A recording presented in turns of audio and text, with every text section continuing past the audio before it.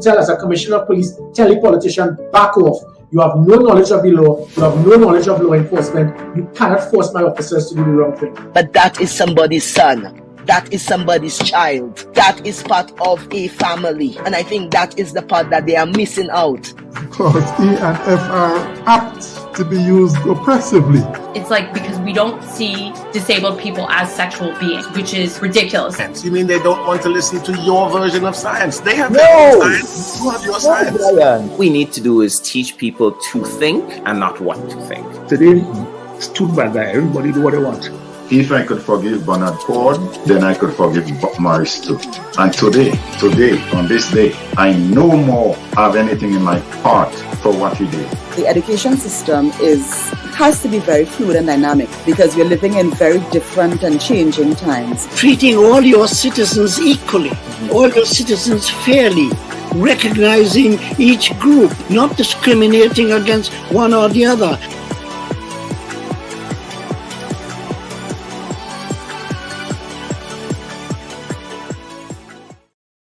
Should your loved ones pass on, they deserve to be treated with dignity.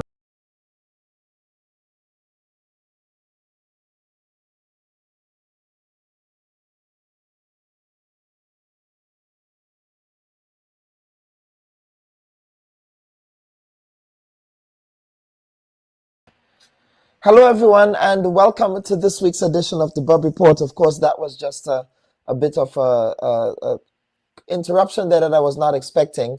I may have to reset the system, but of course the show must go on, and we welcome you to this week's edition of the program. And we want to begin this week by paying heartfelt and sincere tribute to the late Tricia Mitchell Darius, a daughter of the great village of Pomerose in St. David, a former schoolmate and neighbor of mine, of course.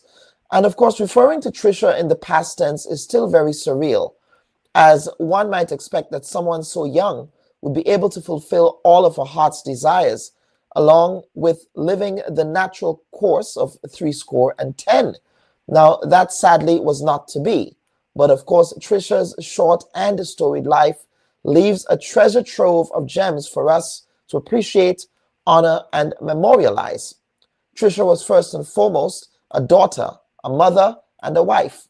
But Tricia was also a Grenadian patriot, a community organizer at heart, and a consummate professional who leveraged her expertise in migration studies as the basis for building a Grenadian diaspora human resource capacity, of course, a database of sorts, if you will.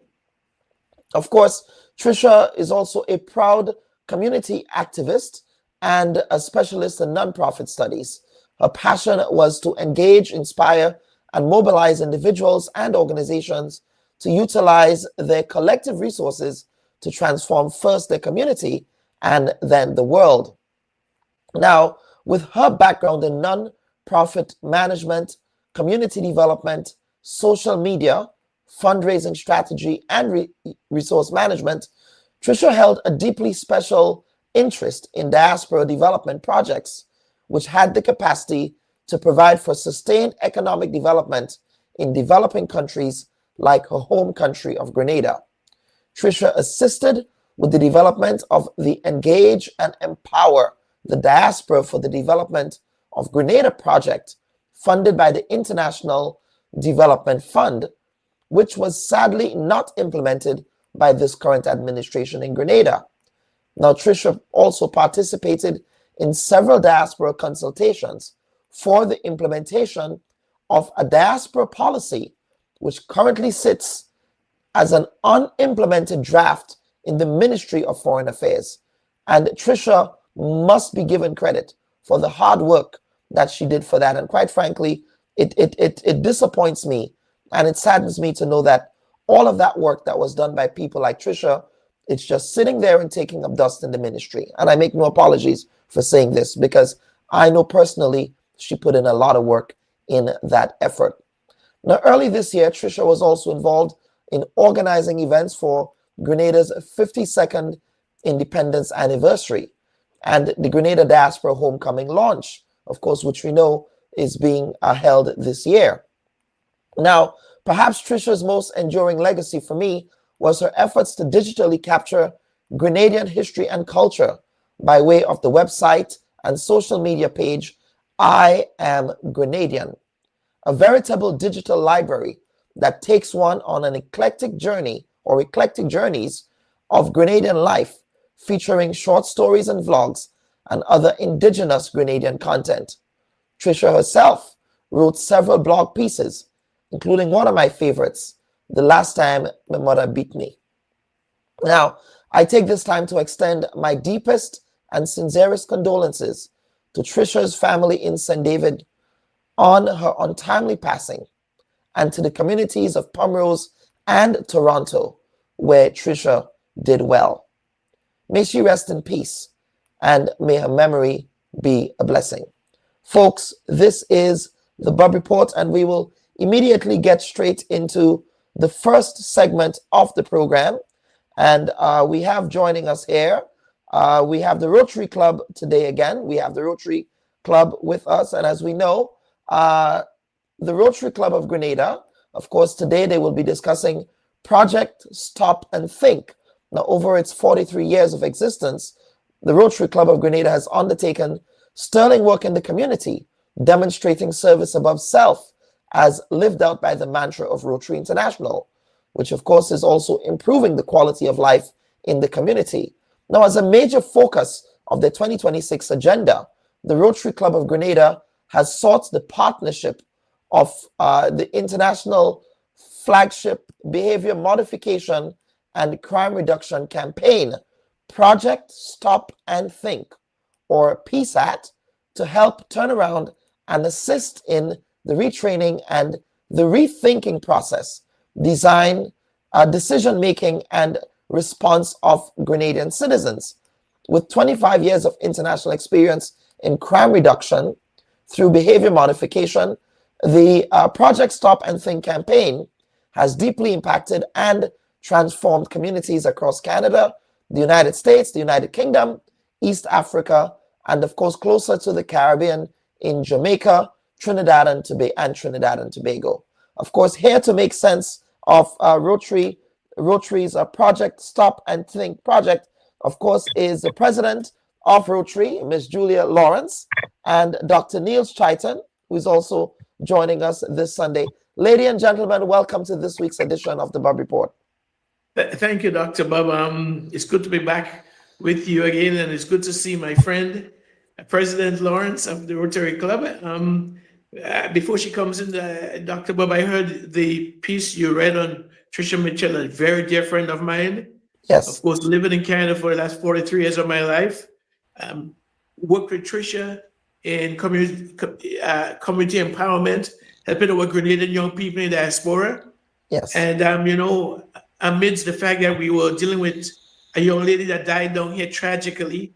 If you look at my Facebook page, you will see where I pay tribute to Trisha to lose another great young Grenadian patriot was just bleeding up my heart. And so I too would like to join. When you gave condolences, I accepted it because I'm a very close friend of hers and feel it very, very, very, very deeply. Yeah, Trisha and I, you know, we went to the same school, primary school, of course, and we were neighbors. We lived in the back road area. So I saw Trisha go to school, you know, or we used to walk to school right there, you know, such an amazing life, such an amazing person gone too soon. And certainly the work that she did for Grenada was just incredibly immense. Unparalleled. You know. Yes, absolutely. She was truly a patriot, yes, so Ms. Lawrence, again, welcome back again to the Bubb Report. Here, of course, you know, we continue to feature the important work of Rotary. And let us first talk, President Lawrence, about this year's project. Of course, we are in 2026. Of course, on the last occasion, we had two other members talking about fundraising activities. But could you talk about what your agenda is for this year, project-wise? Certainly. Good morning, Dr. Bubb, and good morning to your viewers and listeners, wherever they may be. Thank you again, Dr. Bubb, for affording us this opportunity. And it's certainly a pleasure to be on to share with your viewers and listeners what the Rotary Club of Grenada is doing this year, because you provided this for us for this year. Yes. So far for the Rotary year, now the Rotary year began in July, the 1st of July. Yeah. So to date, we have completed a number of projects. We were able to complete 2 that started in the previous year, and those related to burial relief initiatives.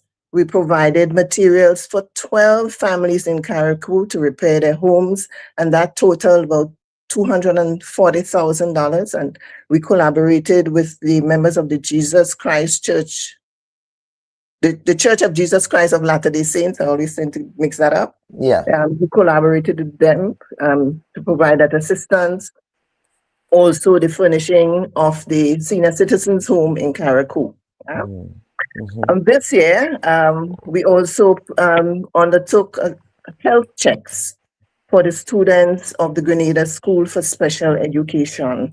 You may recall that school was built by our club in collaboration with 2 clubs out of Canada some 50 years ago.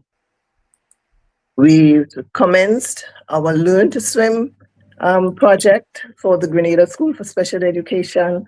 And for those students, learning is not just recreation, you'll appreciate. It builds essential life-saving skills, it fosters independence, and strengthens their self-confidence.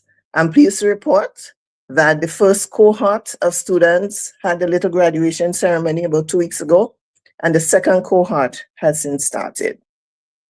We were also engaged in a telethon to raise funds for the people of Jamaica following Hurricane Melissa. That was a joint initiative between our club and the Rotary Club of Grenada East. We raised $55,000 US, which we were able to send to the people of Jamaica. And we're eternally grateful to Grenadians and corporate Grenada for coming on board and, heeding our call to raise funds for that initiative. Yeah. Yeah. Very important, especially in the context of that devastating hurricane. Yeah. Of course, certainly. Every dollar counts, and it helps to restore hope, rebuilding lives. Yeah. We had our experience with Ivan. We know what it was. So we were very passionate about doing that. We also had a Christmas party for the children of the School for Special Education. We provided them with gifts. We took them down to Quarantine Park, Recreational Park, and that was during the Christmas season. So the place was decorated, and we have the playground there. So they had a fantastic time. Our flagship Christmas at the Point took place over the Christmas season, where we welcomed thousands of visitors, gave them a treat for Christmas, where they were able to enjoy some Christmas cheer. We've also, at this point, we're collaborating with the Mongava Foundation. Now, that is a hidden gem, Dr. Bob, and I think you should have Elvis on to speak about that program. We're collaborating with them. Our male, in particular, our male Rotarians are providing mentorship for these students. Now, that is a program in the underserved Montu area. So you can appreciate how critical it is to have male mentors for these young people. So we're working with Mongava them. has been doing a lot of work. For those who don't know about the Mongava Foundation, they are located in Montu. I know that, I believe Ms. Glennis Roberts did a lot of work with them. Still does, I believe. She still does. Yeah, it's a very, very important youth initiative in that area. So we're collaborating with them, providing mentorship for the students in the after-school program. We also collaborated with the Ministry of Social Development. They have a program called 0 to 60, and it's essentially financial literacy. The thinking is, and the observation is that there are many people who work throughout their lives, and they end up in poverty. They still have to go on to the seed program. They have to get financial help. They have to get help. Yeah. And so the whole idea was to speak to those people and explain to them, educate them on the benefit of starting saving early, yeah, and also investing. So we collaborated because we have quite a number of us in the club who have that strength. So we were able to collaborate with them. I'm pleased to note that we repainted the equipment in the playground at Quarantine Park. You recall when I was back here, I was on in July, someone did call in and ask about that, and I indicated we were going to do so, and we did. Yes. Yes. And last Thursday, we lit the walking trail at Quarantine Park. Now, you may be aware that we installed a walking trail there maybe about 3 years ago. And so now we installed some lights. It provides for safety, and also it encourages persons to go out maybe a little bit later and get some exercise, go into that tranquil space at Quarantine Park. So we encourage persons to go down there and utilize that. Yeah. And so we're now at Project Stop and Think, which will commence tomorrow, God's willing. And so before we get into it, tell us about the background to Project Stop and Think, and why the Rotary decided to get involved with that. Because of course, as Dr. Chaitan will shortly articulate, that is such a very important tool for conflict resolution, violence interruption, which of course that is in line, I suspect, with Rotary's mission. Certainly.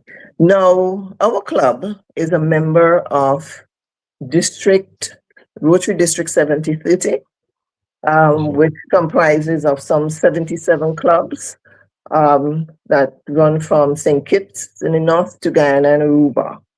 And what you'd find is that the district would have goals that they would want clubs to pursue.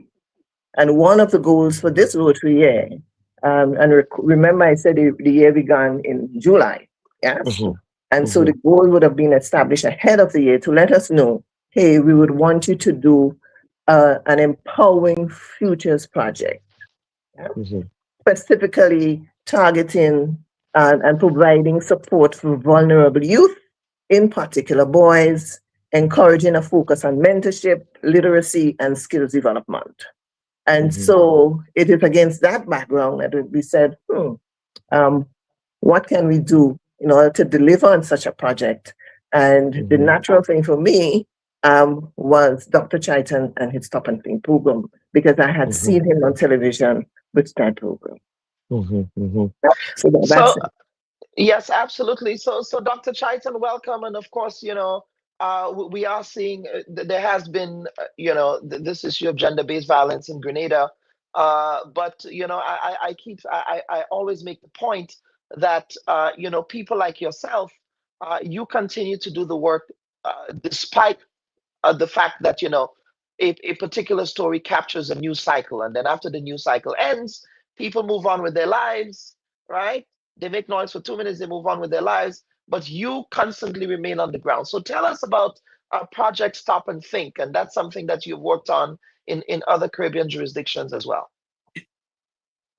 Thank you again for having me, Dr. Bubb. Dr. Bubb, if you could I'm not hearing your volume. If you could increase your volume a little. My device is at full volume, so. Okay. Yeah, but go ahead. While I work on that, yes. Okay. Go ahead. Yeah. So again, I want to thank Dr. Bubb. I want to thank and congratulate the Rotary Club of Grenada for its bold stand, for its mission to empower our nation. And what is coincidental or strange, I don't know. The Rotary Club has been discussing this idea with me for some months now. And if you should be able to hear me better now. Yes, that's able to hear me better and now. if there's ever a time we need this, is now, in light of where our country is right now. So again, that's one of the reasons, Mr. Lawrence and Dr. Bubb, you saw me put my pen to paper again and just publish the article, Rotary Club of Grenada, Walking the Talk. So many times people talk the talk. And we sound good, by the way. We sound good. saying what should be done. You know, we have our vigils, and I've attended some of the vigils, and then after a couple of days, the whole thing dies down, and we wait for another incident. Well, in the meantime, you know, and I listened to the Prime Minister in in Parliament, and I know that there might be some perception of insensitivity that's been alleged, but at the end of the day, if you listen to what the gentleman said, he actually addressed the root of the issue. And I'm not here to talk about the timing. I'm just here to talk about the root which he spoke about. And so I have to compliment the Rotary Club for getting involved. Now, I want the nation to realize, and your international audience to realize, that Project Stop and Think is not a fly-by-night thing, but it is best practices. Of course, for a club like the Rotary Club that has so many decades of existence, and with some of the finest of our citizens, to pick this project, you know it has to have some worth. And so I'm here to let your listeners know, Dr. Bubb, that Project Stop and Think is poised, is set up to address a lot of these issues, the issues that the Rotary Club had, or the concerns that they have in the mandate. But not only that, the Rotary Club, but the concerns that the average Grenadian on the street has for the decision-making, the impulse control, the confrontational control of our citizens. And so Project Stop and Think, as it says, simply, and if you're looking on, you'll see the poster in my office behind my back. It's a simple slogan. It simply says, always, not sometimes, always stop. Think about your consequences. Think about what you're doing before you engage, before you proceed to respond, and may have to reap the bitter consequences like so many of our citizens are reaping. And you know, my dear friends, when I go to His Majesty prison or Grand Bacalet, or even a school where a young man has to be expelled or suspended, or a young lady, you know, they sometimes think about, oh my goodness, what did I get myself in? Because what happened, they reacted before they start thinking. And ladies and gentlemen, you know, as when you come to a session, you will hear, we have two systems in our body controlling decision-making. One, the amygdala, which is a little gland at the base of the brain that controls the emotions. When I get angry, when I get sad, when I get happy, the emotions, when I respond impulsively. And the other system, of course, is the frontal lobe processing, where cognition happens. What we want to do is to help people to use that brain that God gave them. And if we do, so, and you said to me, well, Dr. Chaitan, how easy is that? It's not easy. It's not easy at all. I'm not suggesting it's easy. I mean, we hear people cursing our mothers, and I don't know what about Grenada. We like to curse our mother's private part. Every little child curse. And sometimes we just respond. No, think about where it's going to be. And so, again, what is Project Stop and Think? It is a program, a 12-session program, high-impact sessions that grab at the heart of participants and teach them a psychological pause mechanism. You see, Dr. Bubb, it's what Grandma said, count 10, right? And it's easy to say count 10. We teach you how to count 10 and why you must count 10. So we get into the neuroscience, we get into the psychology of this and say, look, what is your body saying to you? You know, and so we teach you a park mechanism. Stay out a little while. Don't respond right now.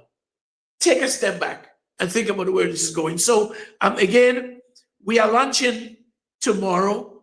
And again, I thank and I congratulate the Rotary Club for getting involved. And of course, Dr. Chaitan, you have worked on this in several other jurisdictions in the Caribbean. Of course, you know, prevention is better than cure.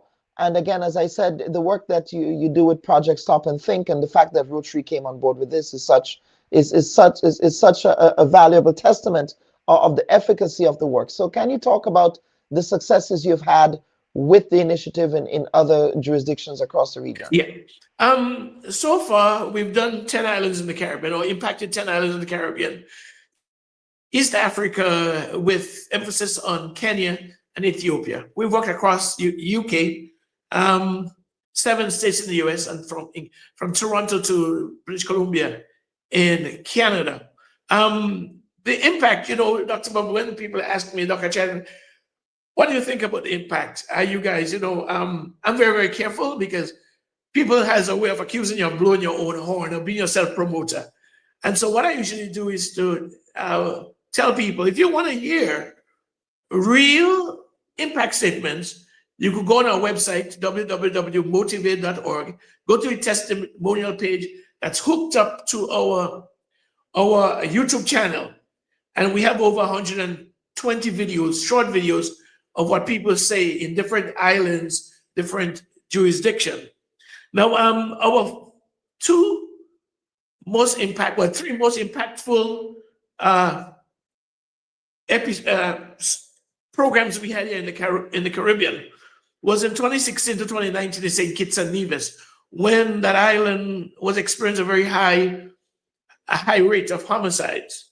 And we were called in there from Toronto, of course, because we were based in Toronto. It's still Motivate for Change, is still a Toronto, Ontario registered company. And so we were asked to come into St. Kitts and Nevis. I'm happy to let you know, under the former government, we launched Project Stop and Think across St. Kitts and Nevis. And when we left, I did not say it, I did not blow my horn. The then Prime Minister said in a media press conference that they saw a 71% decline in homicides, St. Kitts and Nevis. Of course, from there, we moved to Grenada, which is our home country, and we set up an office here in St. George's to respond to the region. And our next, we were called by St. Lucia. And there again, Dr. Bubb and my friend, Ms. Lawrence, we actually did 6 communities simultaneously, 6 high schools, because you understand, if we are going to help Project Stop and Think have 3 phases, or 3 prongs, if you want to call it that. The first one is the prevention, the second one, the intervention, and the third is rehabilitation. So prevention deals with home. So watch me now, we go to the homes, yeah. We go to the primary schools. We go to, a matter of fact, I'm just coming back from CARICOM, where we introduced Project Stop and Think into the one school in Pinimatnik, the St. Thomas of Aquinas.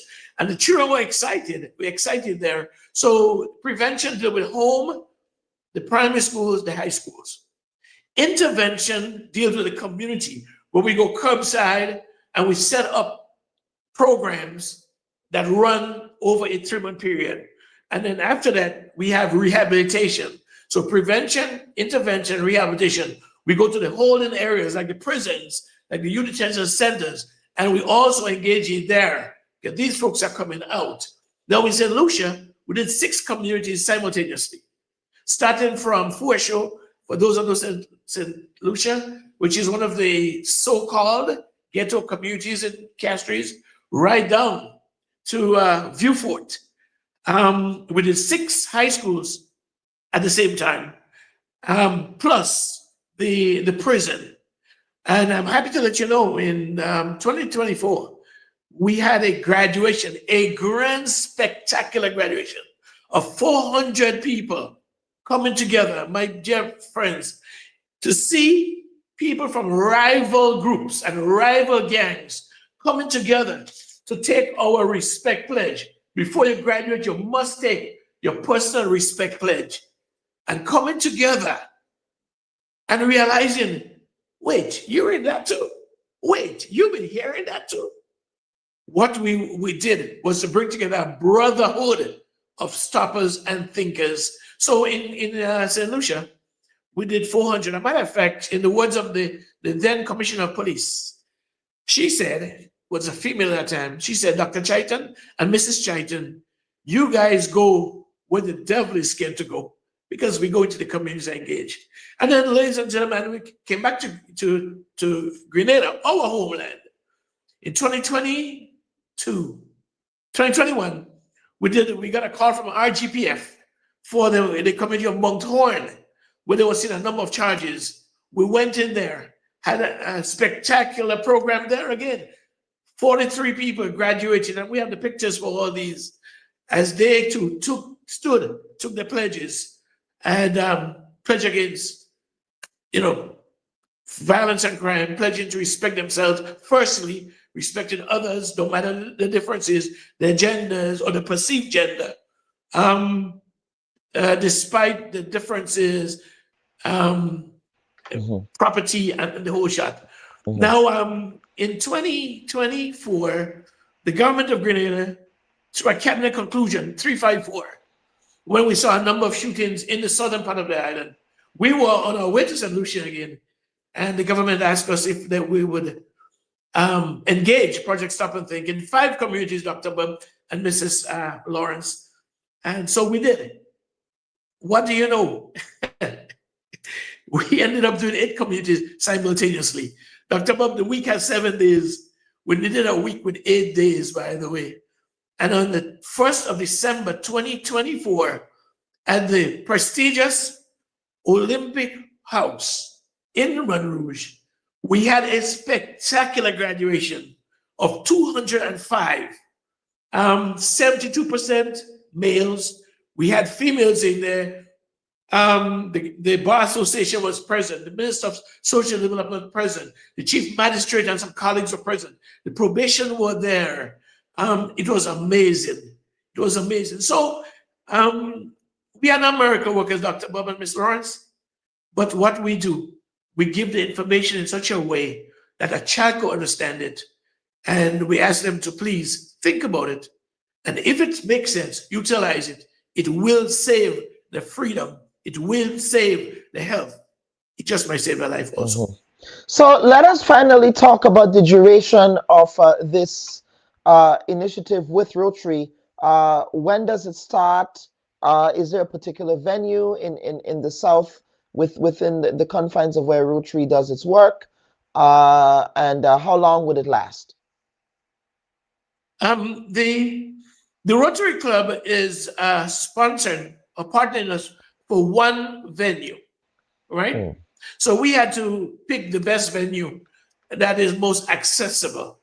Because of the folks we're targeting. By the way, I don't want people to think that we are targeting at-risk people alone. No. If you want the keys to success, join us, all right? We're going to teach you a couple of things, a couple of behavior patterns that you must imbibe if you want to be successful. So it's not only for people who are exhibiting some form of delinquency. No, it's not. But of course, it would be very helpful to them. So because we are running only one venue, we wanted to make it accessible for anybody in the island to access it. So the venue will be in the upper stair conference room of the fishing complex on Melville Street. Okay, and again, thank you to the Rotary Club for going ahead and negotiating that venue. It's very close to the bus terminal, so people could access the program from any part of the island if they choose to. It runs from tomorrow, the 2nd of March, when we'll be there to start registration. Everyone and anyone is invited. Churches, we asking them to promote it. So if there are people in the community, people in the congregation that could use that, schools, if they have children, young men, young women that are at risk with suspension, expulsion, and need a behavior modification, they could access that program also. Probation. A lot of our young men, the juvenile justice program, and I want to thank Mr. Delroy Date for being involved here and making it possible for us, for probation officers and their clients to be part of this as behavior modification. So it runs as of tomorrow. We'll be there for registration. We may not be running session number 1 tomorrow, but it might be just be registering them, getting to know them. And it runs until the end of May. Every Monday, we'll be there at 5 o'clock to 7 o'clock. I'll be there from 4 o'clock. The team will be there from 4 o'clock, so that in case people need one-on-one advice, opinions, or one-on-one sessions, we'll do it with them before the session starts at 5 o'clock. So we go from the 2nd of March right on to May 31. Okay, so that is, of course, an ample amount of time on the ground there. And again, as I said, that's such important work in Grenada. And of course, Ms. Lawrence, I'll bring you back in.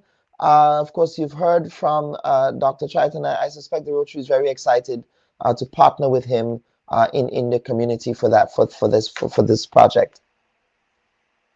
Certainly we are, and we're looking forward to the impact that we can have. I'm urging the public to come out there. If you know someone, in particular, or young men who are in need of mentorship, guidance, come on out and join the program. Yeah, absolutely. So, Ms. Lawrence, I'll go over to you now for some closing comments. Thank you, Dr. Bubb. I want to thank, first of all, my fellow Rotarians, all volunteers, for their commitment to service above self and improving lives in our community. You've seen what I've outlined that we have accomplished so far for this year. I want to thank the public and corporate Grenada for their support of the work that we're doing as a Rotary Club. And for this upcoming initiative in particular, we're highly appreciative of the Investment Migration Agency of Grenada, IMA, who are funding this initiative. You see it, they support youth. And once you have less violence, etc., it makes it a safer country and better for investors. And so there is, synchronization between what we're looking for and what their goals are. I also want to thank the Permanent Secretary, Social Development and Gender Affairs, and the Probation Department. They're working with us in identifying some participants. The Permanent Secretary, Ministry of Blue Economy and Marine Affairs, for the use of the conference room at Melville Street to host this youth empowerment program. And to Dr. Nevis Triton for collaborating with us to make this initiative possible. And finally, Dr. Bubb, our sincerest appreciation to you for providing us with this opportunity to share with the public. We're truly appreciative. Absolutely. This is very important work that Rotary is doing. Dr. Triton, sir, over to you, sir, for some closing comments. Yeah, as we close this part of the program, Dr. Bubb, I want to say right now our community is at a heightened state. As I look at the 12 sessions we'll be doing, one stick out at me, and that is respect the missing factor. And by the way, that's session number 3. Respect the missing factor. What we're seeing right now, our country is people are asking to deal with the root causes of what we see right now.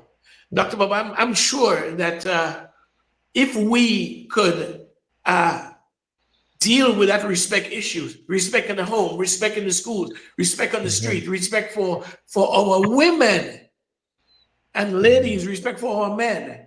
If we could do that, it's going to bring healing to our nation. Dr. Bubb, these sessions are not superficial.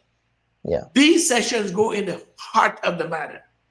And so we're appealing to as many people that are listening to invite someone, come along and invite someone. Finally, I'm happy to let President Lawrence know that the Ministry of Mental Health, for which I consult, they will be picking up the pieces afterwards. This will not stop there. We'll be picking up the pieces to run a national campaign. And we hope we could team up again, or the Rotary Club would see fit to be part of the process, because the second piece, phase 2, or Project Stability, deal with the emotional and mental factors that feed into crime and violence. So it will be an ongoing plan. And so I'm looking forward Again, Miss Lawrence and your team, it's a blessing. It's a pleasure to work with you as we move our country forward. God bless you. And God bless everyone. Yeah. Someone is asking, what is the cost of the program? Is there a cost? No, there isn't a cost. It's all free of charge. Just turn up. It's all free of charge. All free of charge. Okay, folks? It's all free. So whoever you know that would be beneficial, be of benefit to this, yes, just sign up. And of course, is there a website where folks can go? Or of course, the Rotary Club of Grenada, I know that you have that website. Is there also a social media page? If you would like information on projects up and things, you could go to my website. That's www.motivate, that's MOTIV -8.org. And it will tell you about Project Stop and Think, what's meant to achieve. Yes, absolutely. Ms. Lawrence, Dr. And by the way, Chaitan, Dr. Bubb, yes, sir. just let the participants know that at the end, they would all receive a social skills certificate for participation. Okay, so there will be a participation certification at the end. You know, anything that we can do to reduce violence in our communities is extremely important, especially in the context of young men who, you know, when we look at the criminal assizes in Grenada, it's usually a lot of folks under 25. You know, it's staggering, really, you know, to think about that. And so anything that, you know, anything preventative that can be done before even young men, you know, have to get to the secondary aspect of the justice system and things like that, I think it's important work. So thank you all for doing this. Thank you. Thank you, Dr. Bubb. Thanks again. Absolutely. Viewers and listeners, folks, this, of course, we just had a conversation here with the Rotary Club of Grenada. Of course, the latest initiative here, Project Stop and Think, in partnership with Dr. Chaitan and other corporate and government partners who've come on board to assist with this project. So what we want to do now, folks, is to take a quick break and come back for the panel segment of the week. So please stand by for that. Don't go there. You are a technocrat. I mean, you can speak to whether or not it was appropriate or inappropriate for that to occur. Would you have done that as a permanent secretary? Politicians get the information from wherever source that they can. That's going to be the extent of your answer. Yeah. Don't go there. There's a lot of noise around the data protection bill that, in my respectful view, is not warranted. I was one of those making noise, and it's simply because I was concerned about that specific section 33. Don't go there. Are you going to be offering yourself up as political leader of the party? I see you've called me here for much more than diplomatic passports. I don't mind that. Don't go there. What is the relationship like between you and your leader, Dr. Mitchell, your boss, Dr. Mitchell? I'm not sure how to explain how to answer this question at this time. I prefer not to answer. Don't go there. They said that you approached the bank for the loan before the election and that it only materialized after the election. There are also conflicting reports around the quantity of money to President Trump. What is the reality here? People try to extort the truth and to make all kinds of things about it. I just stay quiet. So if you notice, I was really and truly quiet about the whole matter. Well, except with not with the New Today newspaper. The New Today newspaper reported on this, so I'm not sure you were quiet on this. Go ahead, Honorable. The 50th CARICOM. I'm just trying to answer your question, right? Don't go there. I think we just been the practice for decades. Yes, we did. But let us talk. Barbados Police Service followed standard regional protocols that have been in place for decades. Go there. Should your loved ones pass on, they deserve to. Hi, everyone. The Bubb Report is committed to being fearless, balanced, and independent, bringing you the stories that matter most without compromise. Now do us a favor. Remember to like this video and subscribe to our channel. Hit the bell so you never miss an update. You can also watch us on GBN TV every Wednesday at 5 p.m. Catch us on WPG10 television every Sunday at 8 p.m. Your support helps us to keep journalism free from bias and influence. And together, we can make sure every voice is heard and every fact is verified. Thanks for watching.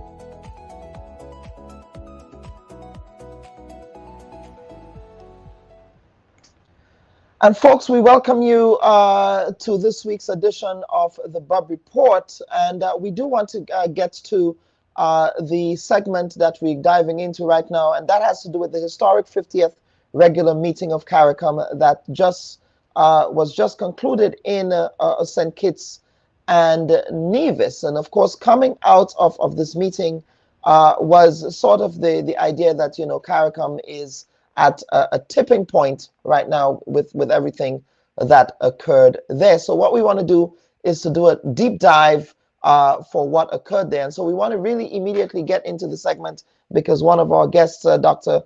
Karen Skeet, has to leave us soon. So Dr. Skeet, welcome to this week's edition of the Bubb Report, and thank you for agreeing to appear with us this week. But we do want to get into, we also have Dr. George Brathwaite here with us, who's joining us from Barbados. I believe, Karen, you're also in Barbados? Yes, I am. Good morning, everyone. And thank you so much for having me. Good morning, George. Good morning, Dan. Very well. It's good to have you all here. Yes, good to see you again, Dr. Brathwaite. Good to see you again, sir. So we really want to get into it, folks. The just concluded CARICOM meeting in St. Kitts and Nevis. Of course, there was talk about CARICOM not being a zone of peace. Then now there is this open diplomatic spat, or I would not even call it diplomatic, it's undiplomatic at this point, between Prime Minister Mia Mottley and Prime Minister Kamala Persad-Bissessar of Trinidad and Tobago, in which Prime Minister Kamala Persad-Bissessar is referencing an extradition as a kidnapping. And of course, Prime Minister Mia Mottley hit back on that. And of course, there was also what some termed as sort of a dressing down and a lecture by Kamala Persad-Bissessar about the CARICOM not being a zone of peace, and of course putting a thumb on the scale on respect of the damaging blockade that Cuba continues to endure at the hands of the United States. So Karen, let's get into it. First and foremost, is CARICOM at a critical inflection point with everything that's happening now, based on what we saw in St. Kitts? Good morning again. And I would argue that it is a turning point, but I would argue, if you follow the theory, that we've been here a while. I like to set the tone early and to remind listeners and viewers that CARICOM is a community of sovereign states. And one of the aspects of sovereignty is the ability to protect your national interests, carry out your foreign policy, and engage in a security policy that is pro your country. So if we look at realism, everything that we have seen is realism playing out in the Caribbean, and our national leadership thinking about their home drums first. But we must remember that the CARICOM movement, as much as it's for integration, we push and we love cooperation. And we've heard over and over from our leadership that CARICOM should be able to enhance cooperation. There's only so much CARICOM can do as a regional administrative movement, because they are bound and limited by the sovereign member states who carry out their own national interests. So for me, it's just playing out as expected. So you're saying it's playing out as expected, but some might argue, you know, this is happening against the backdrop of extremely fraught times. It's happening against the backdrop of extremely volatile and violent American foreign policy. It's happening against the backdrop of just naked imperialism, where might is right. We've seen the extrajudicial murder of Caribbean citizens in OECS waters, right? And it's just as though, well, every man to himself. At this point, should we not be having that clarion call for unity against that backdrop? But Dr. Holness, Prime Minister of Jamaica, said it clearly that we're in an unprecedented era where there's control over information platforms, standards, algorithms, and networks. No influence economic power, national security, and policy autonomy as profoundly as it did when we thought that we had strength in physical resources. So the times have changed, and no CARICOM's playbook also has to change, and it is changing. How is CARICOM's playbook changing when it's not?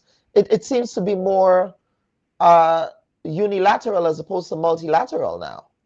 But we started out Dr. Bubb, by recognizing that we're a community of sovereign states. Yes. So the sovereignty is very much pro unilateralism. And what we have seen, and if I can just make a link here, you can see this unilateralism. And Prime Minister Persad-Bissessar made the point that CARICOM has limitations in what it could do for Trinidad and Tobago. And that is because it is very much an administrative body, and there is only so much it can do for a sovereign state unless the sovereign state goes to CARICOM and requests an advisory position or assistance. And that doesn't look good for sovereignty because you're going to go back to your electorate. But yes, absolutely. Dr. Brathwaite, let me bring you in here, sir. Your take, opening salvo here on the question of where we are, and on the question of what sovereignty means, what unilateralism means, what multilateralism means, especially against the backdrop of these big power politics plays that we're seeing. Good morning again. But clearly, I take some of what your guest would have suggested in terms of sovereignty, the way that Caribbean countries perceive the individual sovereignty, even over the extent to which they understand that they either integrate or perish. Perhaps we've said integrate or perish for a bit too long. But if we re-examine, or one from 10 leaves not, as what? Yeah, 1 from 10 leaves not. But we have to review our whole context of how we internalize and perceive sovereignty and how sovereignty really plays out. And we can go to Professor Stephen Krasner, who famously suggested that sovereignty is organized hypocrisy. It is organized hypocrisy from us in terms of small states, knowing that if we attempt to swim alone, we drown. But it is also a hypocrisy in terms of what UN Charter, the very recognition and understanding of sovereignty depicts for us. Yet at the same point in time, we see how powerful nations make sovereignty something conditional. Conditional of whether you're going to play the game that they want to play. Conditional based on whether you're going to follow the rules, otherwise you face sanctions or some other coercive measure that is detrimental to you, your nation, and your people. Hence, I can, as a pragmatist, I can understand Jamaica and the pragmatism, I think, that was delivered by the Prime Minister Holness. But I also see the weakness in that, because what it does also suggest is not only our Caribbean countries at a critical juncture in terms of how they're going to proceed, but he's actually admitting that with the uncertainties that persist today, that realistically, while you want to promote national interest, as he's suggesting, and to some extent, Persad-Bissessar is also suggesting, they are avoiding the reality, and that is that they're allowing big power to divide us, and hence unilateralism that you asked me about will trump multilateralism, and it is only in the multilateral forums that we get a voice, and that our voice can become as even as the big players. So that would be my opening salvo. We fool ourselves in terms of the sovereignty we want to protect with each other, while at the same point in time, we're playing a footsie game with the big players who determine for us, based on the conditions they impose, the condition of our sovereignty, hence a conditional sovereignty and no real sovereignty at play. Karen, I'll bring you back here on that question of big. You say big players. I think it's one big player because I personally don't think that.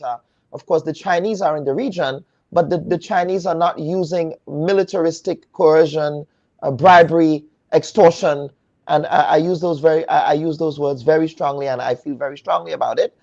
They're not using those. I mean, the irony was not lost on me that the U.S. Secretary of State, when he visited St. Kitts and Nevis, that there was this major battleship in Basseterre. The symbolism there is not lost on me. So it's either you play by our rules or else, right?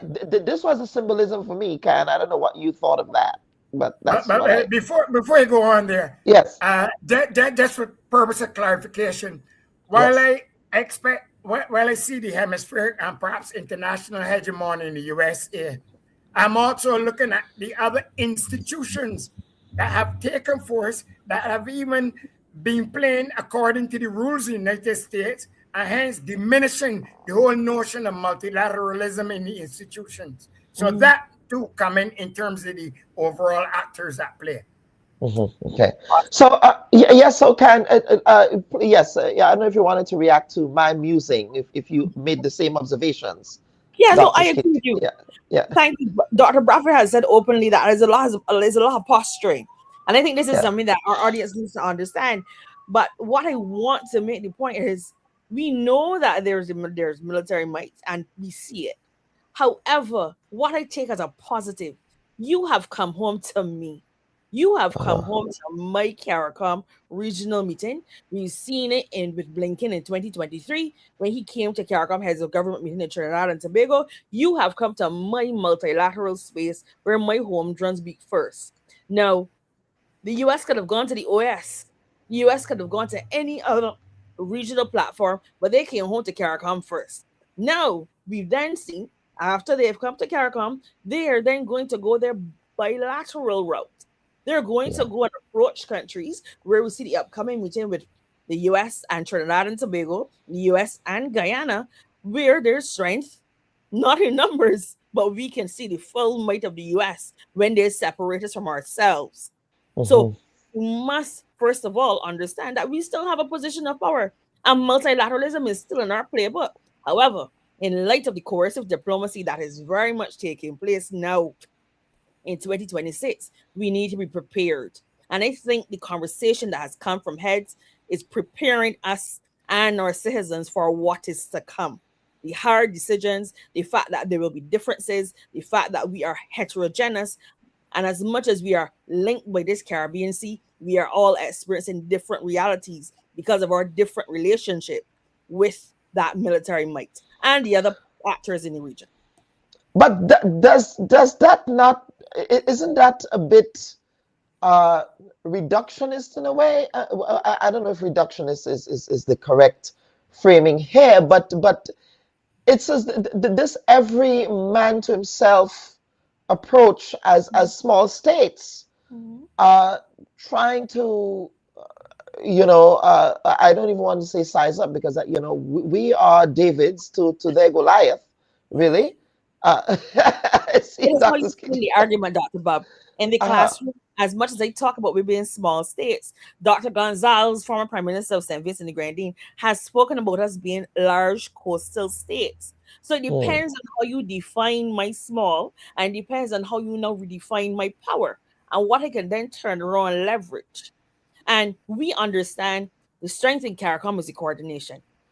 The positive in CARICOM is the coordination. What it now takes is a sovereign country going and saying, look, how can we coordinate a position where we come out stronger as a region? But it has to be a level of sovereignty going to the regional movement and pooling that sovereignty so that we have better coordination. But it is coordination. I want to go back to Dr. Bradford's point in terms about integrate or perish. I would argue the complete opposite. It was never about integration. Integration means infringing upon the sovereignty, yes, but we are always about coordination. Coordination has their instant wins, and it does not affect my electoral decisions. Yes. Dr. Bradford, pick up on that. It was never about that coordination. integration. We differ there, and I think that perhaps maybe a bit of splitting hairs, because I understand Kian's point. But fundamentally, it has always been about survival. And if you're going to look at it from the liberal institutionalist perspective, certainly you're saying that the strength in having that capacity for cooperation.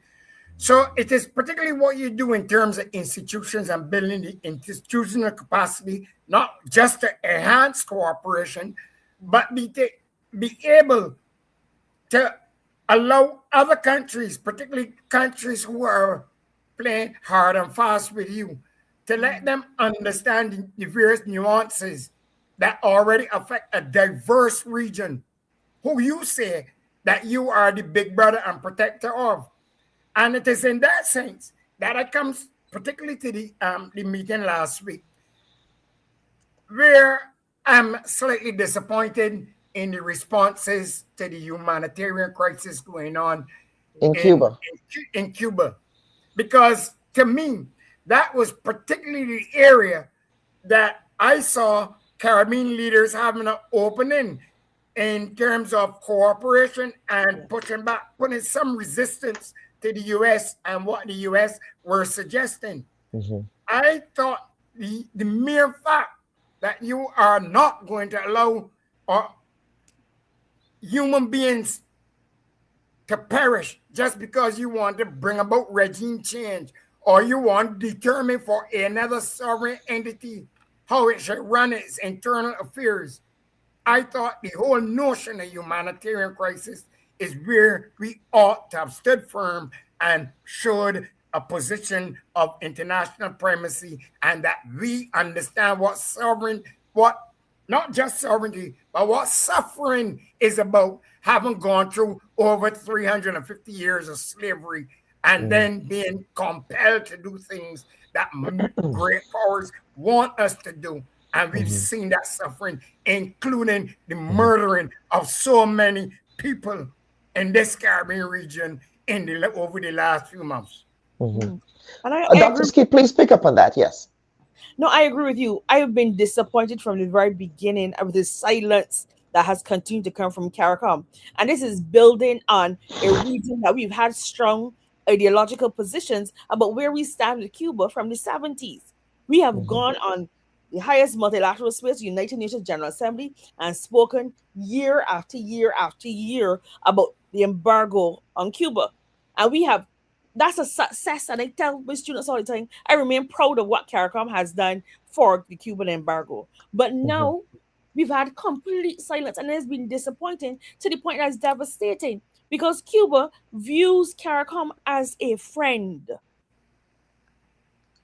So, like Dr. Prophet, I thought that we would have gone into CARICOM to coordinate a strong position about what is happening in Cuba and to make very strong diplomatic statements as to we will stand by Cuba, we will support Cuba, so that we know up front where we stand. But we continue. I'm not in favor of the joint statement. I am not encouraged about where the future of Cuban CARICOM relations stand, based on the silence that continues and that there has been no strong ideological position that stands with and for Cuba.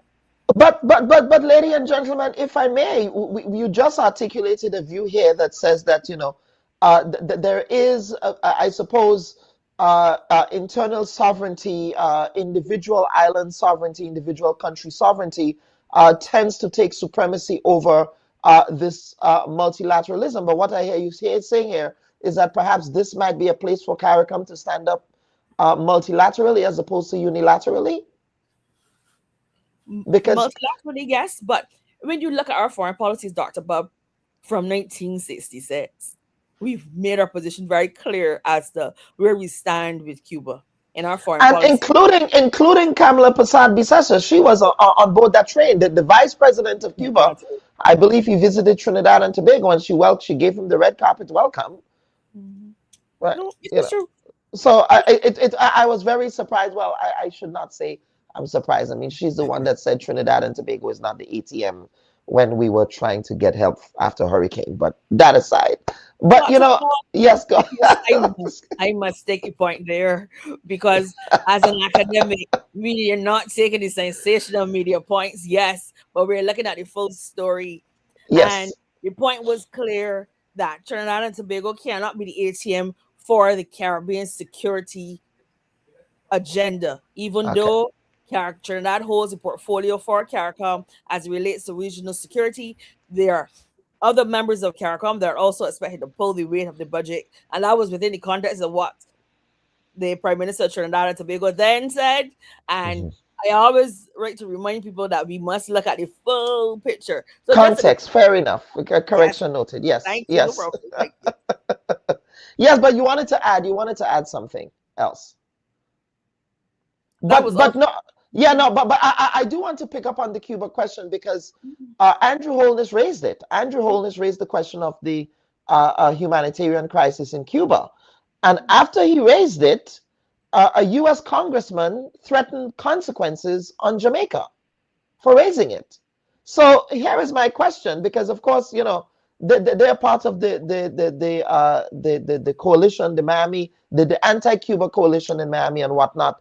Historically, at the United Nations, CARICOM member states, that is, for the most part, including historically Guyana, for the most part, have always articulated a view of removing the embargo on Cuba and things like that. Are we going to be seeing CARICOM countries now? Is that silence a reflection, perhaps, of sort of strategic care, just because they're scared of, pissing off the U.S. there? Is that the reason why they're silent, Dr. Brathwaite? Your thoughts? I think it is part of the equation. There is an apprehension in terms of how you walk the tightrope with Donald Trump, given his tenacity to demonstrate lack of empathy and to be as fierce as possible in defending things or putting out additional policies that he know are detrimental to human life.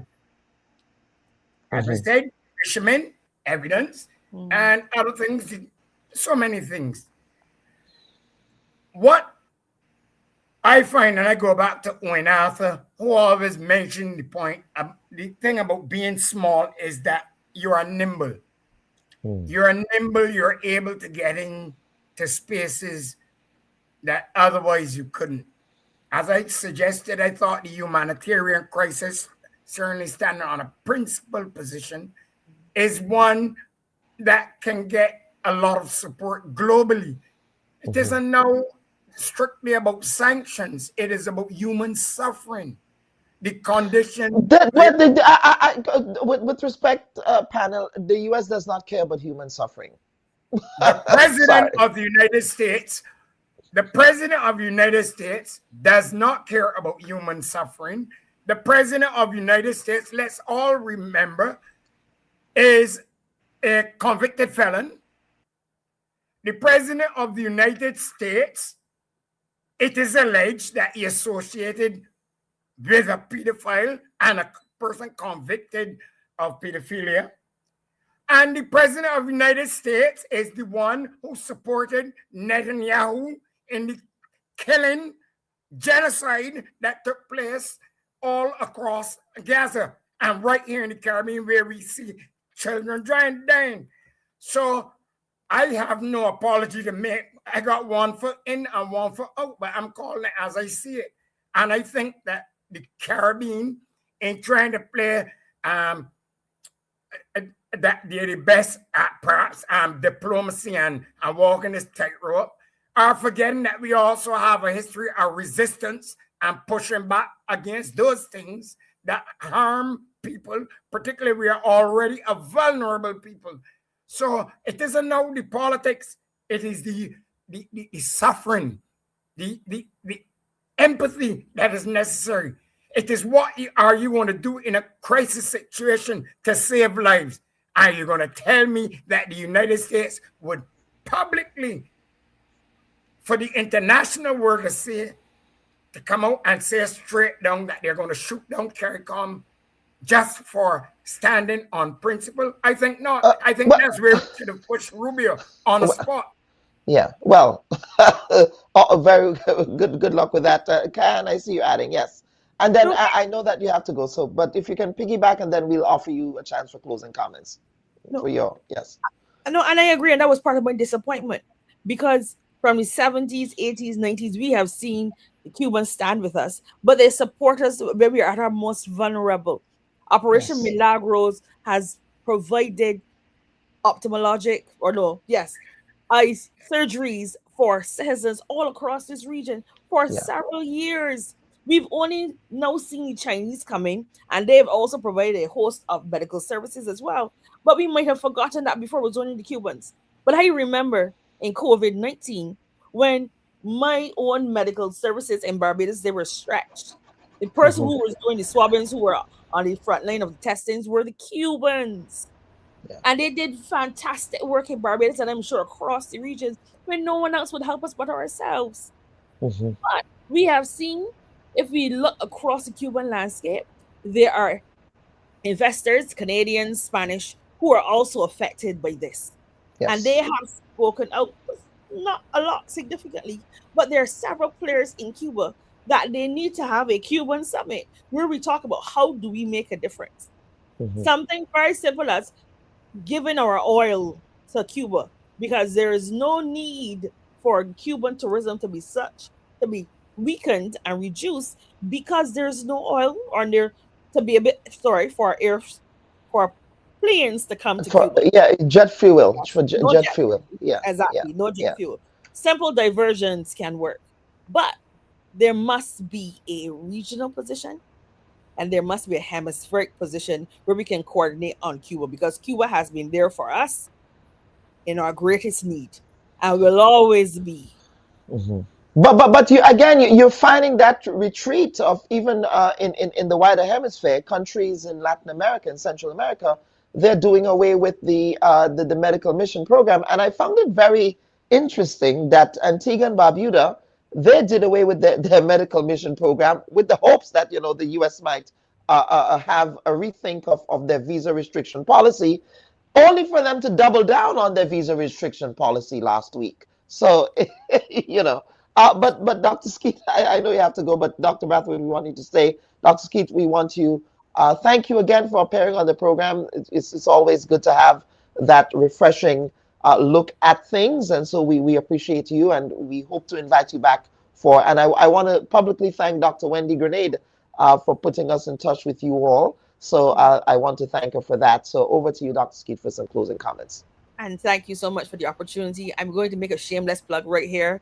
Yes. This conversation actually continues tomorrow, because I'm based at the Street of Ramphal Center at the University of West Sydney's Cave Hill campus, and we're having a Caribbean Crucible Roundtable series where Dr. Brathwaite, myself, Dr. Douglas, Dr. Ochian Springer, and an economic consultant aviation pilot, Captain Jeremy Stevens. We'll be talking about geopolitics in the Caribbean, and we'll be having a conversation about small states while discussing the militarization and rivalry in our space. So please feel free to join us to hear more about the divergent views in CARICOM, especially amongst my dear colleagues and myself. Thank you so much for the opportunity. This is a fantastic program. I'm sorry I have to run off, but please, I look forward to coming back and helping as well. Yes, absolutely. Thank you so much. So viewers, Dr. Brathwaite, we want you to stay, because I'm glad you also hear that there are some very interesting developments in Barbados that that has caught the eye of many Grenadians. But we want to talk about that, this business of preventing elected officials who are not elected on the basis of their association with a party, unless the constitution changed in Barbados. But I know that the constitution and the parliamentary system does not recognize political parties. So how then can you prevent an elected person from crossing the floor? But we'll have a conversation about that, Dr. Brathwaite, if we can stay.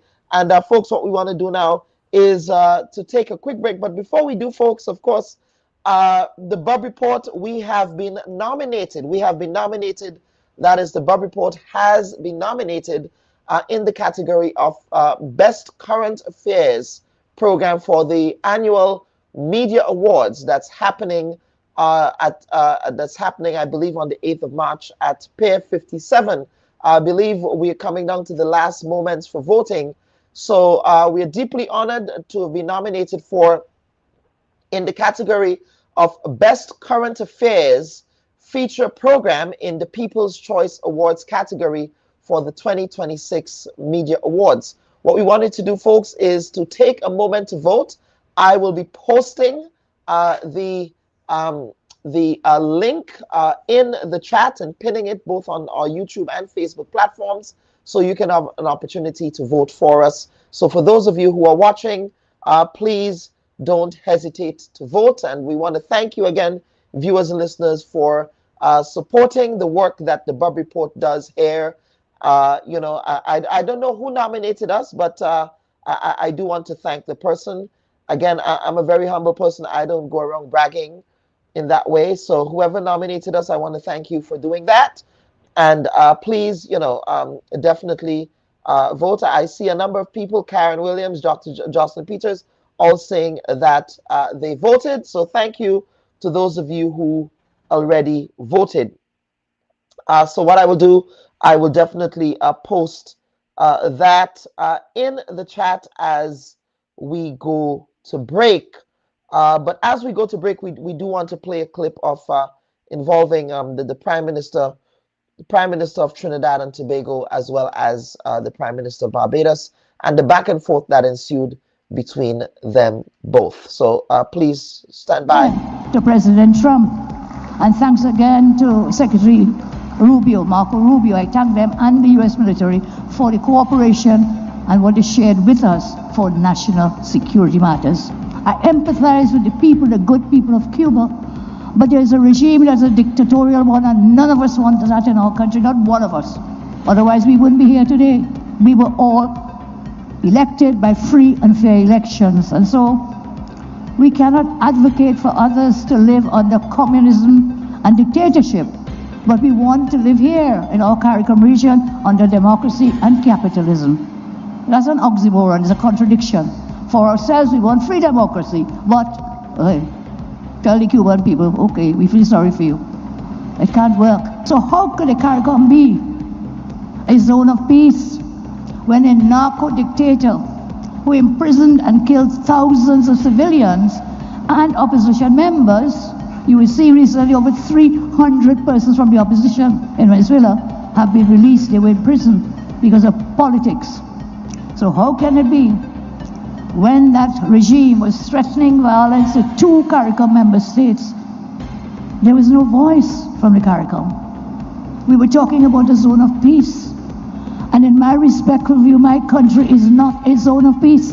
CARICOM as an organization should not be misused by anyone to benefit or protect political parties and friends affiliated with the incumbent government. CARICOM governments and their political parties. Yes, CARICOM Heads of Government meeting continues to feel the ripples of a heated exchange between Trinidad and Tobago and Barbados. Following comments made by Trinidad and Tobago Prime Minister Persad-Bissessar regarding a controversial cross-border arrest, Barbados Prime Minister Mia Mottley is firing back. Jewel Queen George has the details. What was intended as a celebration of 50 years of regional unity has instead put a spotlight on legal friction. The tension stems from a previous incident involving the arrest and transfer of a suspect from Barbados to Trinidad and Tobago. Prime Minister Persad-Bissessar's opening day remarks, which characterized the act as kidnapping, have met a sharp response from her Barbadian counterpart. Prime Minister Mia Mottley says the actions taken by the Barbados Police Service followed standard regional protocols that have been in place for decades. It's clear that the Trinidad and Tobago Police, as has been the practice for decades in this region, would have supplied an arrest warrant which the Barbados Police would have acted upon. Mia Motley argues that the formal extradition process used for international partners are rarely applied within CARICOM. She admits that while current methods are consistent with past behavior, the system itself requires a modern upgrade to avoid these legal gray areas. And therefore, to that extent, we acknowledge that we need to be able to change how we operate. That is why the CARICOM arrest warrant is being pursued. That is why legislation has to be passed in every CARICOM country to be able to facilitate that CARICOM arrest warrant. Despite the call for legislative reform, Motley did not hold back on the kidnapping allegations. She defended her administration and civil servants against the claim, labeling the rhetoric as a direct attack on the integrity of the Barbadian government. But to describe it as kidnapping or to suggest that any member of cabinet or any member of the permanent secretary class or government of Barbados is involved in kidnapping is a scurrilous lie and defamatory in the extreme. The summit is now closed, but the focus now shifts to where member states will fast-track the CARICOM arrest warrant treaty to prevent further diplomatic fallout. Jewel Green George, Tobago.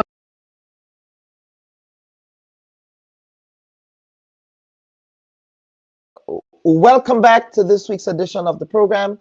And again, as I said, we do want to, I just pinned the survey, of course, for the Media Workers Association of Grenada annual awards. Of course, if you have not voted yet, I posted the link, the link.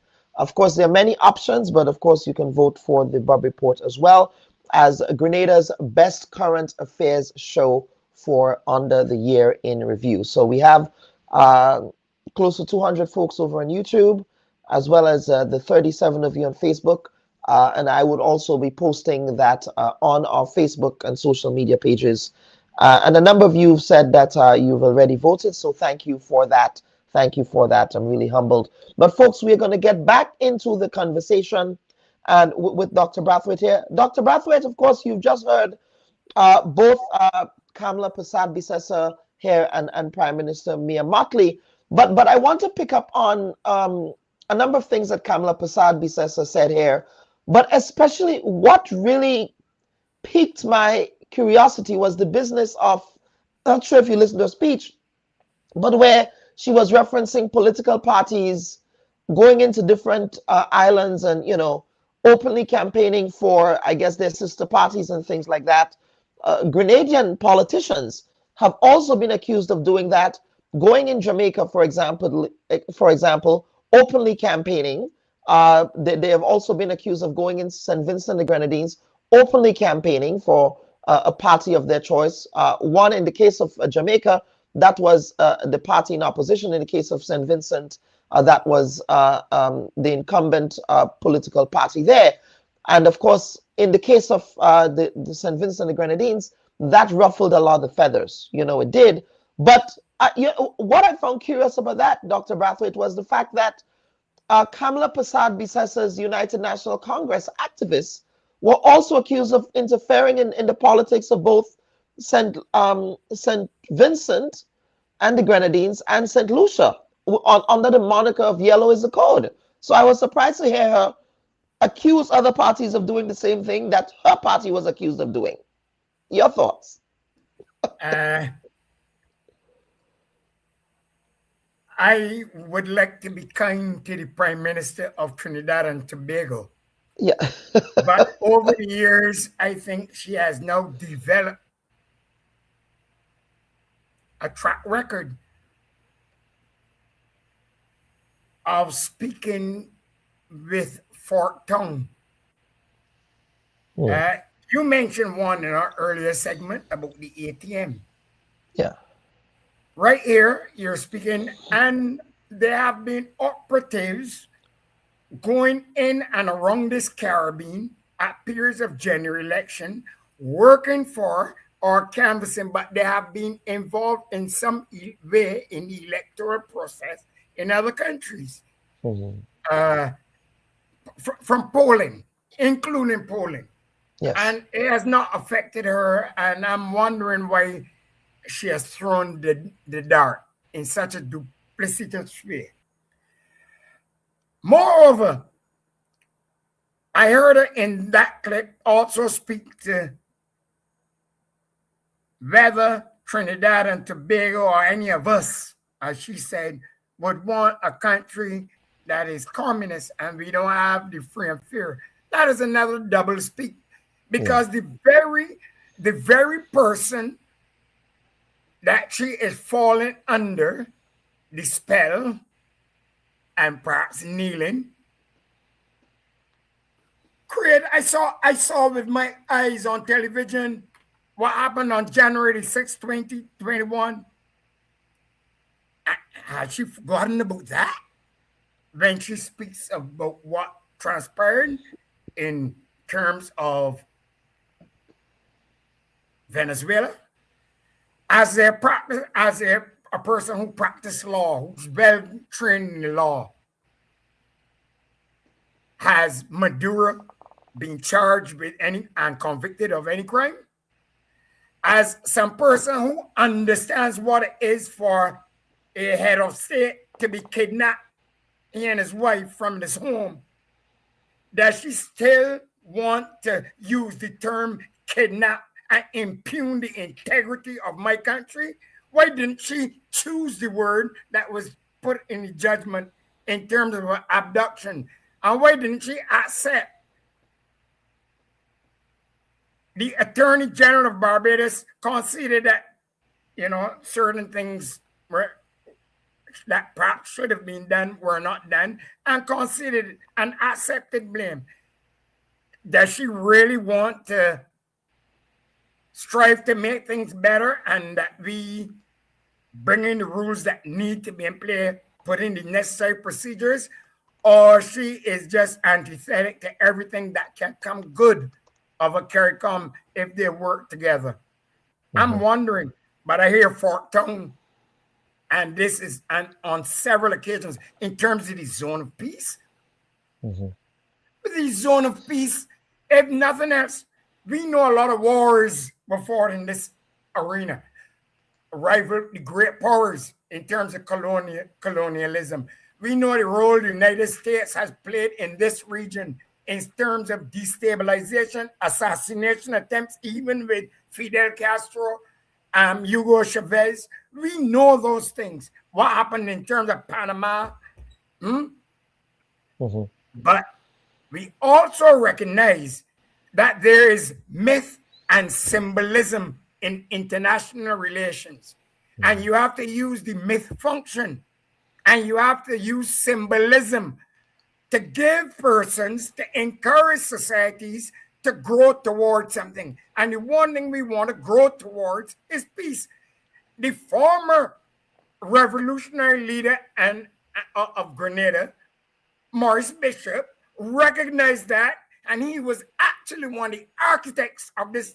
The notion of the zone of peace. This notion of zone of peace. Yes. So I find it really, really and truly intolerable, even though I will try to be respectful to the Prime Minister of Trinidad and Tobago. But I also want to go ahead and share this article for the benefit. And of course, this is from the website of the Ministry of Foreign Affairs of the Republic of Trinidad and Tobago. And this was published on the 26th of September, 2025. Government with concomitant with the arrival of the Honorable Kamala Persad-Bissessar, SCMP, Prime Minister of the Republic of Trinidad and Tobago, New York, for high-level week of the 18th session of the UN General Assembly, Trinidad and Tobago confirmed and finalized arrangements for the receipt of an aid grant from the government of the People's Republic of China, valued at 100 million RMB, or approximately 94 million TT dollars. Dr. Brathwaite, if I'm not mistaken, isn't China a communist country? China is a communist country, and Dr. Bubb, and more than that, at this 50th, Prime Minister Kamala Persad-Bissessar was speaking about Cuba and inviting Caribbean people to come and utilize the resources at Cuba. And Cuba was developed by the Chinese. I tell you, there's double speak from the Prime Minister of Trinidad and Tobago. And she might be, I don't know, she might be Asian. It could be that. I am Asian. But it is that type of talk that really short tail spin on matters. And we must question, what is her motive? What is her agenda? Is there something subterranean that is not necessarily speaking to the challenges we face, but she is merely kowtowing and bowing to a pressure external to our region? So you think something else might be happening there? Because when Kamala Persad-Bissessar's rhetoric was never this over the top, in my experience. The tone of it is so disquieting for CARICOM. That is why I made the clear delineation between the speech, I think, from Prime Minister Holness was pragmatic. Even though I felt a little discomfort in 1 2 years, it had a sense of pragmatism and realism about it. The speech by Kamala and the things she's been saying surrounding that, to me, has been antithetical to the aspiration and to the very spirit of CARICOM. It seems as though she want to be in, but she want to be out. And it is coming across as a double speak that is not, I don't think it's catching the imagination of people in Trinidad and Tobago, because I have some Trinidadian students and they're disquieted by the statements coming from the Prime Minister. Dr. So let us talk, and that will be the final bit about CARICOM here. Moving forward with CARICOM and the pressures that we continue to see. Of course, overnight we saw what what occurred in Iran, in the Islamic Republic of Iran, and what the United States has did there.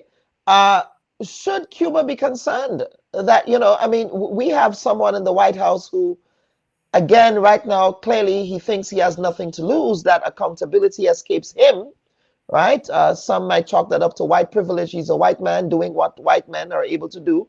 If this was Barack Obama, half of what this man did, Barack Obama would be in a yellow jumpsuit right now in a federal prison in the United States.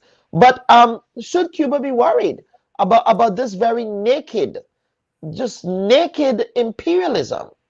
And there is an article that I read on Substack. I can't remember the name of the author, but the author was making the point that every now and again the United States would find some country to beat upon to remind the world that it can use its imperialist aggression. Of course, it was Iraq, the author said, and now it's Iran, and it was other countries before. Now it's Venezuela. So your thoughts? Yes, I largely agree with the notion that the United States is not only exercising its great power and military strength, but what it is doing, it is also highlighting the fact that Donald Trump is willing to damage whatever reputation is salvageable in terms of the United States and how it's responded to international norms. What we are seeing, and I mentioned the murders in the Caribbean Sea moments ago, but we are also seeing this deliberate trotting on what we would consider to be international law, conventions, treaties. There is a pattern of behavior that says that United States will dictate the rules. The United States will rip up the rules when it wants to, but everybody else must conform. And I think what we're going to see, well, they met in terms of the United Nations yesterday. China and Russia, quite naturally, called out for what it is. But I think more and more, as the United States violate the decency of international order, even in trying to rewrite the game under their rules. I think you're going to see more and more countries, and not all of them will be considered the communist regime, the North Koreas, etc. But you saw the temerity of in terms of the EU and their discourse. So while nobody is perhaps glad to see Khamenei dead and gone and something happening in terms of Iran, they also recognize that if it is not a world order that is situated in terms of institutions and rules and procedures, then we are going into a game. And it is a game that other countries in the world, and it will have repercussions for the very United States. Mark my words on that. Because again, and as a student of history, we are both researchers, and for those who, maybe a younger generation, or for folks who just don't pay attention, because sometimes ignorance is bliss. I remember distinctively the mission accomplished banner on the former President George Bush, and people thought he was bad. I guess this one says, "Hold my bear." All right. There was a mission accomplished banner. There were euphoric celebrations on the streets of Iraq. They pulled down Saddam Hussein's statue, right? And then can rebuild it. Correct. And then what happened after that? Quagmire. Yep. Bedlam. Refugee crisis foisted upon the same Europe that's now complaining about refugees. Exactly. Right? Exactly. So I want you to pick up on that, because some might argue that yes, what's happening internally in Iran, quite frankly, that's their business, really, and that's for the people of their country to decide. But the humanitarian impacts and the geopolitical impacts, energy prices and things like that. Energy prices, and well, I know that the prices in supermarkets are high. You know that. I know that. But I can imagine the plight when we can get of gas, of oil in the Caribbean again. Yes. And the prices. And now with Venezuela being under the strict thumb of Donald Trump and his magnates in terms of the oil, I wonder what is going to happen now as oil prices are very likely to soar within the next few days and weeks. I'm serious. It is as though Trump is saying, look, I can do this. I'm going to do this. Forget about ramifications. Forget about what happens the next day. And that is not how the international world can conduct its affairs. Not even for those that are vulnerable. Not even for those that are powerful. Because the disruptions alone, we know the pressures in the last 5 years. There were problems with the Panama Canal and the water, which forced up prices. We know what happened with the Russia-Ukraine in terms of then the Suez Canal. We know what is happening now. When you put all of these things together, we realize that we are not just living in a very unstable and uncertain world, but we are living in a world where the disrespect by the presidency of the current United States administration to other peoples in the world is causing greater havoc than perhaps anticipated. Why isn't Trump using his energies to go and assist in the parts of Africa, in Haiti? Why they have allowed the situation in Haiti to deteriorate so much? But yet, countries that are at least reasonably getting by, you want to totally disrupt and dismantle and talk about regime change. The only regime change that there ought to be is the one that should be conducted in the United States post this 2024, this 2026 midterm. Yes. And but Dr. Bradford, I want us to appreciate too that he's a racist, and I make no apologies for saying Absolutely. that. And he references Caribbean countries as S-hole countries. He said it. Yes. He said he would prefer migration from Europe and Norway, and why can't we have migrants from those places? And his policy is now reflecting that, because his refugee policy Yep. now gives preference to white South Africans, the Yep. ones who benefited from subjugating all the Africans. exploitation that went on the Yeah. apartheid. Yeah, Yes. yeah. So it's only whites only. It's a whites only migration policy. So don't tell me this man is not racist. Yep. But Dr. Bradford, going back to closer to home now, CARICOM and the context of U.S. geopolitics, and that will be the final bit here, and then we'll get to Barbados. This whole question of CARICOM's ability to negotiate with the regime in Washington. Does CARICOM really have the capacity to treat with the issues? So, for example, in Grenada, they made a demand for Grenada to install a radar. Now, the Prime Minister of Grenada said that it's off the table as far as he's concerned.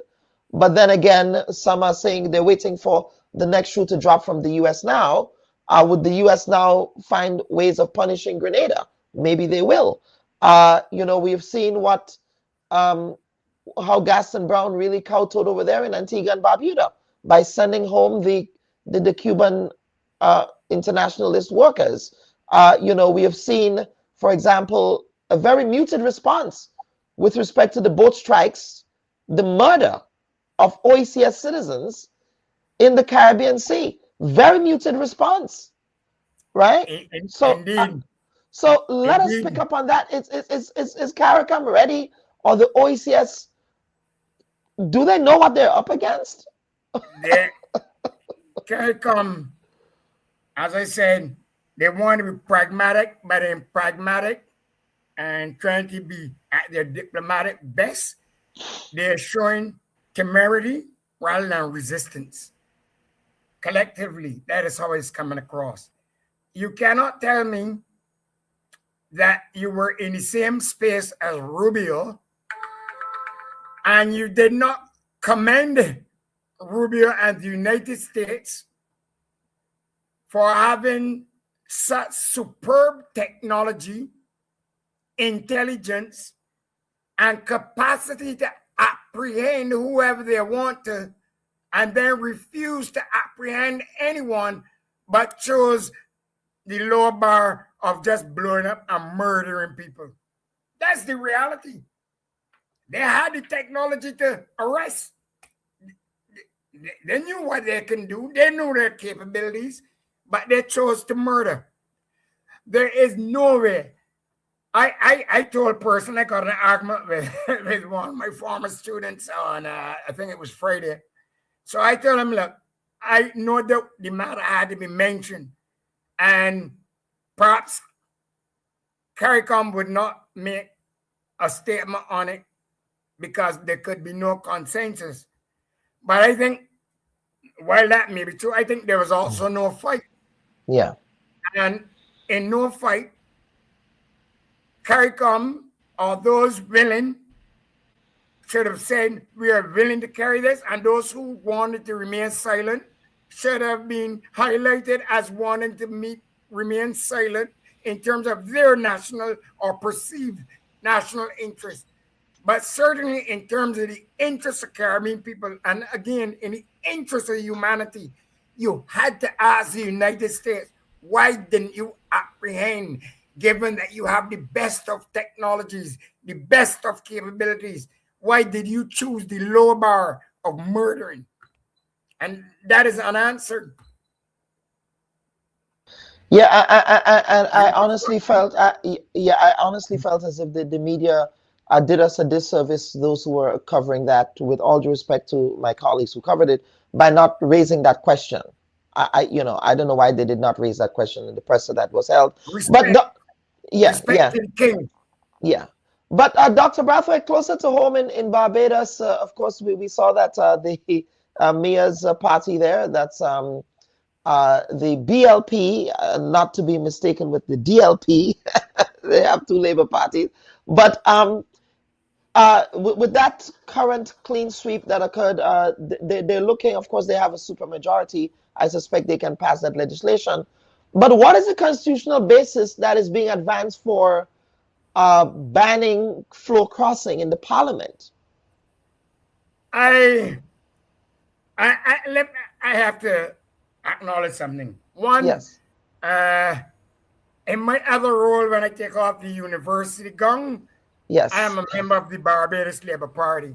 And Okay. I indeed was a campaign manager for one of the candidates, the one that ran against the then leader of the opposition in St. John. That's Ralph Thorne. Yes. Right. Yes. I ran against him and I defeated him. So I had to acknowledge that. In terms of the limiting and the crossing the floor, I am ambivalent, I say towards it. In principle, I understand, and it has been passed. It went through the lower house, and it also went through the Senate. The Senate, 15, I think it was 15-3 with 2 abstentions. But I don't know if I'm 100. I agree in principle that it is something you want to diffuse. You don't want to get out of hand. At the same point in time, my political science tells me that it has the propensity to extend a little bit more power, directly or indirectly, to the prime minister or to any party leader. I think it is likely that it could limit dissent. While in our Westminster system, there's the heavy importance about party discipline, because you don't want to be getting defeated on bills because there's a vote of no confidence. At the same point in time, we have small backbenchers. And I do not think that it is erstwhile to have a constitutional change or amendment to input that in the Constitution where it could be better placed as part of party rules governing the individual party's constitution. And they sign on to that before.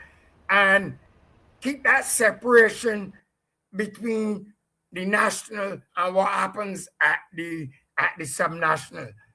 Another reason for my thinking on it as a political scientist and not as no party person, not only will it limit who will dissent or what can be said in terms of even backbenchers. And while I respect the fact that people put these politicians there with an understanding that they campaign on a particular forum or party, I still think that at the end of the day, and particularly as Barbados is a republic, I think it is the voice of the people. And perhaps what you could input in the Constitution that may have been stronger and more effectual is lay out a case for recall by the people who do not think they're being represented by a particular member of parliament. I thought that would have been perhaps a stronger way to go, and not to make it seem as though there is now an overabundance of power associated with the leadership of any political party in being able to fire, get rid of, or if a person crosses because of some maybe a moral decision they're making. You don't know, I don't know, but to take that out of the picture, I think is a dent into democracy. So because again, I disagree with my party leader. Yes, and of course that is the essence of democracy, right? That's the essence of democracy. And I believe one of the members of parliament, also disagreed with her as well, and she's under the banner of the Labour Party. But Dr. Bradford, here is my curiosity with this: the parliaments do not recognize political parties; they only recognize members of parliament. So how does one square that circle? And that is why it needed a constitutional amendment. And what I think is perhaps misleading or certainly still need some clarification. While in some ways the laws of Barbados speak to giving certain parties monies to assist them in terms of maintaining campaign offices year round, and other little things, but it doesn't specifically speak to the party because these are free, associated, and private organizations.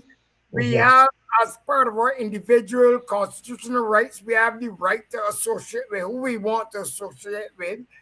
So I think that is why I am saying that such amendment was unnecessary, in my opinion, and I thought it could have been better coached in terms of the individual political parties and their way of handling the matter.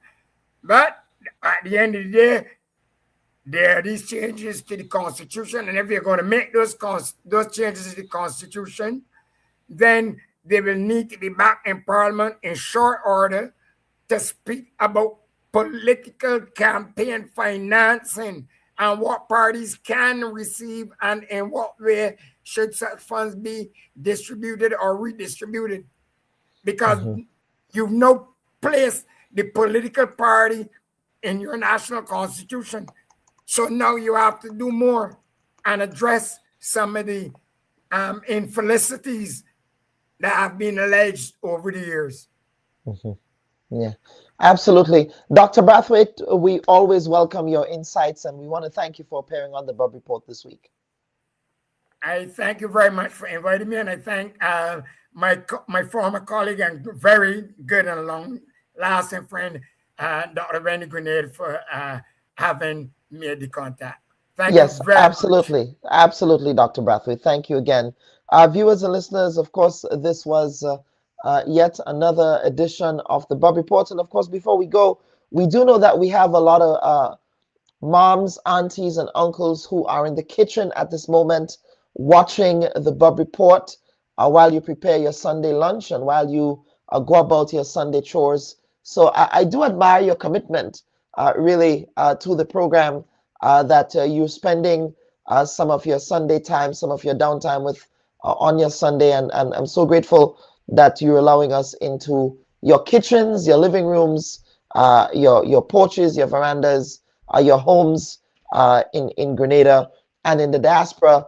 Of course, last evening as well, here in the Washington, DMV, Maryland, Northern Virginia area, of course, Grenada held its gala. That's the gala under the auspices of the Grenada Embassy. So I had an opportunity to interact and engage with a number of Grenadian nationals who turned out for that event. We also had the mayor of New Carrollton. New Carrollton is one of the towns right outside of Washington, D.C. The mayor of New Carrollton, Mayor Felicia Nemhard. Of course, Mayor Nemhard is a very hardworking mayor of Jamaican heritage, and Mayor Nemhard was there to support and represent Grenada, as was Miss Aisha Braveboy, the Honorable Aisha Braveboy, who is the county executive of Prince George's County in Prince George's County in Maryland. Of course, Aisha Braveboy, of course, in the name Braveboy, she is of Grenadian parentage as well. Her dad, Mr. Cuthbert Braveboy, who is also a fan of the show, Mr. Cuthbert Braveboy, he was also there with their parents. And of course, Aisha did give a proclamation on behalf of Prince George's County to the government and people of Grenada on the occasion of its 52nd anniversary of independence. And we also have watching us Miss Liz Sonny, who was also there. Miss Sonny was there last evening as well. It was good seeing you, Miss Sonny, at that event. And of course, folks, for those of you who are in the Maryland area, the Maryland, Northern Virginia, DC area, The inaugural Grenada Day event will be happening very soon. So please look out for that. There will be more announcements and details about the inaugural Grenada Day event for the folks here in Maryland, because of course, so we don't have to go up to New York every time or go to Toronto to celebrate Grenada Day. We can actually do that here starting in July. So first, before we go, folks, I do want you to tell us where you're watching the program from. Where are you watching the Bubb Report from? We would love to hear from you. Are you in Grenada? Are you in DC?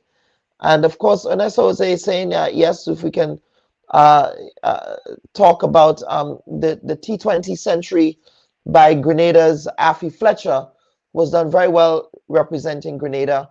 It's been a very dark time for Grenada, so when people like Affy Fletcher is able to shine on the cricketing pitch, we have to celebrate, and kudos to her. She is such a very humble person, and congratulations to her on 100. So Jennifer Lawrence is watching from Brooklyn. Then I believe we have Liz Dasani, if I can pull that comment up, from Miss Liz Dasani,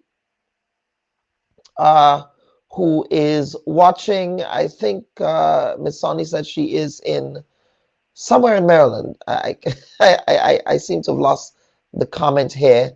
But Miss Sani might be in the, I believe she's at the hotel where that event was held last evening. Very, very beautiful venue. We have Onika, who is watching from Brooklyn. Then we have Janine from Greens, from Grenada. Basil Alexander is also watching us from Grenada as well. So we have Margaret Francis, the usual suspect. Margaret Francis is also here. We have Lorna Bain, who is watching from Toronto, Canada. Let's see, who else do we have here? We have Basil is saying, great program, always enjoy. We have DJ, AJ, that is, Augustin James from New York. Hello, Mr. James from New York. Then we have Mondell, who is also joining us from Grenada. So thank you all. Thank you all for, again, your continued viewership and participation. We have ES Spice 12, who's watching us from Florida. I'm sure it's much warmer in Florida than it is here in Maryland, although the weather is slightly nicer today, but still, it is indeed very still cold. It's still winter here, going into spring shortly. Someone is saying she's a great model. I suspect you're referencing Miss Liz Dasani there. Ivy Furong is watching from Toronto. Great program as usual. Thank you, Ivy. Thank you, thank you, thank you. We have someone joining us from Minnesota. We have Alana Morris. You went from Minnesota. Hi, Alana. It's good to see you on the platform. You are now in Tampa, Florida. Tampa, my very best friend, actually, Dr. Randall Terry Christopher, physician, surgeon. He did some fellowship work at the Tampa hospital there, and I had a chance to visit Tampa with him when he lived there, and I really had a great time with my best friend.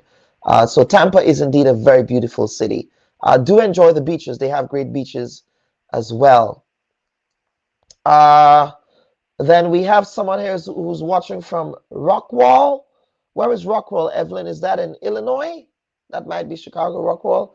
Then we have Rachel Henry from Montreal. Lydia, of course, is also in Montreal. Then we have Joanne Brathwaite Batson, who is watching from, again, sunny Florida, Pompano Beach in Florida. Thank you so much for being on.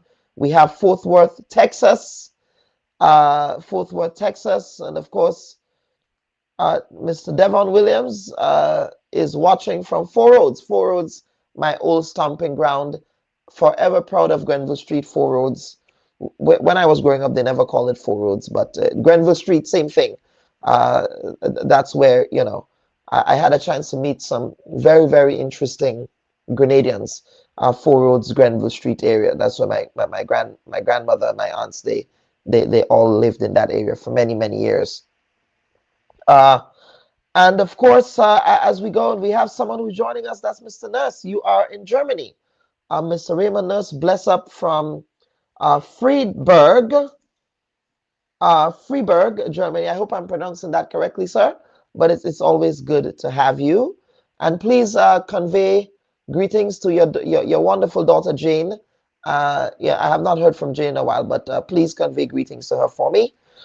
And of course, Onika is reminding you folks as we go, as we end the program today, don't forget to vote for Dr. Bubb, nominee in 2 categories for the Grenada Media Awards for this year. So thank you all for continuing to support what we do here on the Bubb Report.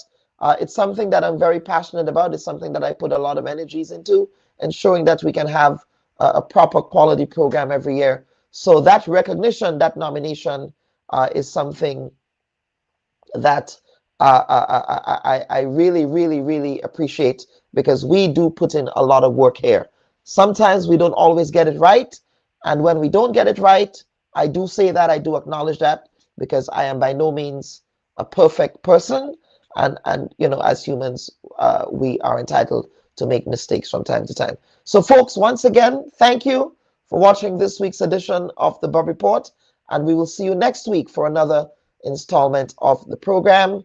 And of course, we want to wish everyone a happy week. And I know that folks are also at the Mung Morris breakfast today as well.